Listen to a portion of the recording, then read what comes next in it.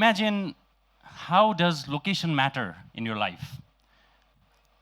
Location matters for people who are living in the earthquake-prone areas of Jajarkot, or landslide-prone area in Kalikot, or maybe in Kanchanpur, just adjacent to the Mahakali River. You see, every business in a city is considering location as a primary factor for the business. Where does Bhatbatini open their new store?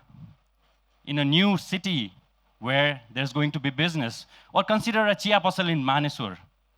A chia pasal has to sell chia, so they strategically find their location.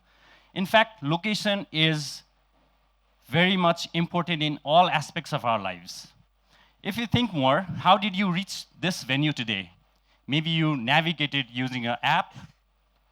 Location matters. Location matters in more important aspects of our lives as well. Now think of your wealth, the land you own. How do you own a land? What makes you own a land? Do you have any answers? Anyone? How can you say that you own a land?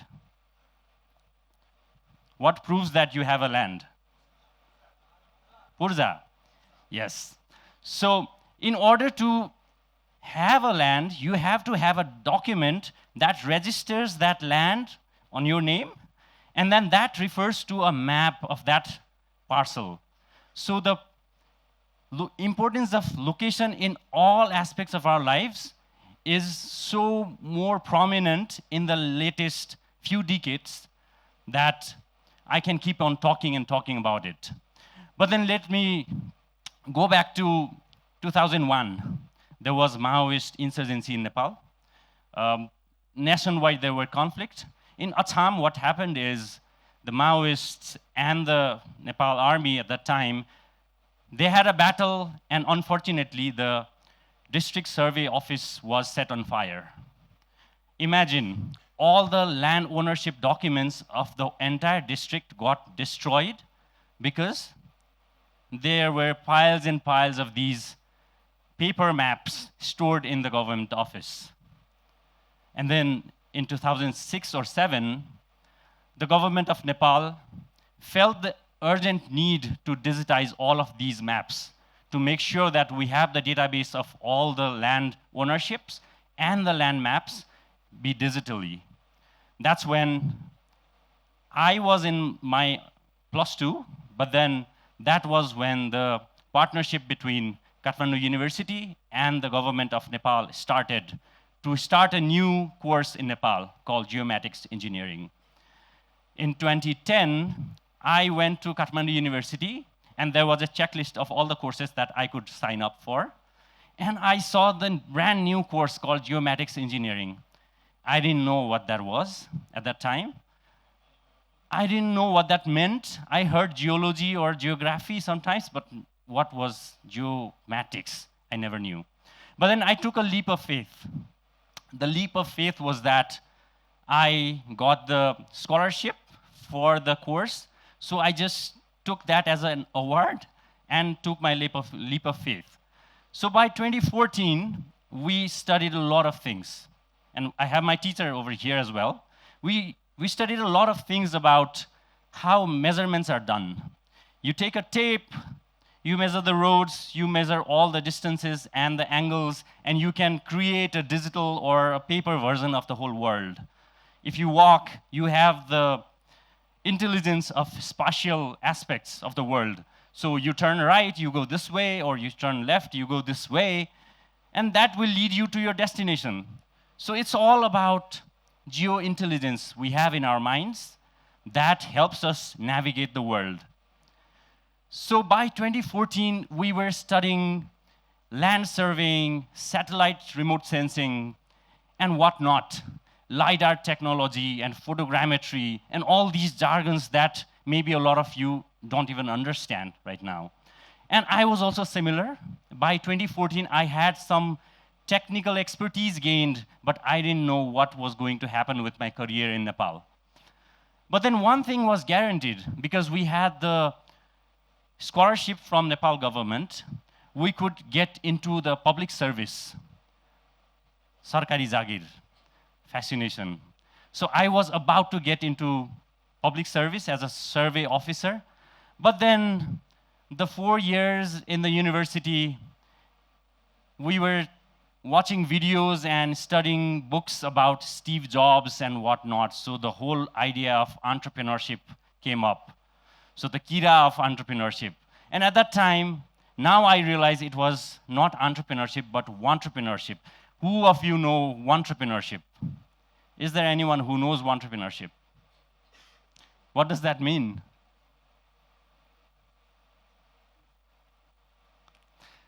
So it's basically the idea, the fascination to be an entrepreneur, but not have a concrete plan. So that's what we did. Just before we graduated in 2014, we registered a company and called it Naksha. Easy name, Nepali name for maps. Naksha was founded in 2014, right before we graduated. But then we had no idea of how it's going to work. We didn't have a master plan of a product or a service that we could sell. So we were trying to figure out how the journey of entrepreneurship will continue. And then we had the need to precisely locate our company in the most strategic location. And since location matters, where else to have your company called Naksha? Obviously, Naksal. So that's where we found two house space, two room space, and there was nothing, just carpet. The first thing we did was bought some cushions to sit down and connected the internet. So that was all. So it's, you could say, bootstrapped. And then we had this idea of, so since we don't have a garage like Steve Jobs or others who did in Silicon Valley, in Kathmandu Valley, all we can do is we can rent a very cheap space and get started. But then we didn't have a plan of what we would be doing. So for us to get the lesson in 2015, unfortunately for the country, but fortunately for us maybe, the massive 2015 Nepal earthquake struck. That's when we had to close down, we had no business, we had nothing to work on, we were outside our houses. Opening the office was not something we could do. So for months and months, we had to pay the rent without any earning. That's when we had to pivot. So pivoting is something in entrepreneurship that will actually help you change from entrepreneurship to actual entrepreneurship. So in 2015, after the earthquake, the whole perspective of how we approach this problem of entrepreneurship or the journey of entrepreneurship was changed. In 2015, after the earthquake, we shifted from how are we going to do a business in Nepal to a different perspective of how are we going to help in this problem? How are we going to support from our sides in overcoming this big disaster? And the aftermath of the disaster was even more difficult to surpass. So what we did is we brought in all our expertise in the table and said, these are the things we can do. So we are experts in mapping, we are experts in drone technology, we're experts in developing geoinformation technology systems. That's when we started to approach organizations with our advices to support in their programs. That's when we started to help in the remote house reconstruction programs. And from 2015 to 2019, we supported to help reconstruct more than 23,000 households in Nuwakot. It's not that we built the house ourselves. We help map all the houses, their locations, quality check their development in every day, and make sure that the houses are built as per the regulations of the Nepal government so that the homeowners get their tranches on time. So that's something we started to do. After that, we were aggressively working on drone technology, making sure we have the best cutting-edge technologies available abroad, here in Nepal, because we have the expertise here. We don't have the hardware, maybe we don't have the software, but we have the expertise. So that's when we started to actually work on these important matters. So sustainable development, post-disaster reconstruction, disaster preparedness, climate change mitigation, and a few other sectors that are important. For example, agriculture. That's where location actually matters.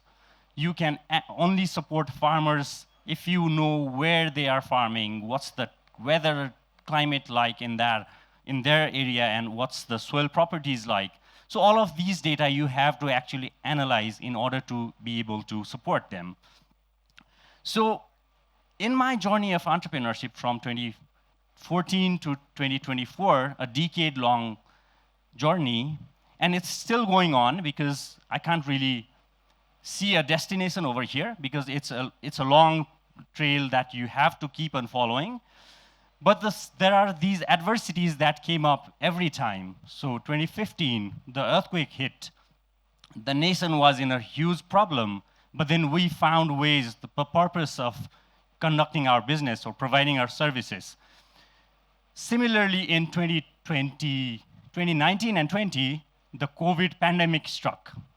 That's when we, again, brought into our table the expertise we had and said, how can we support?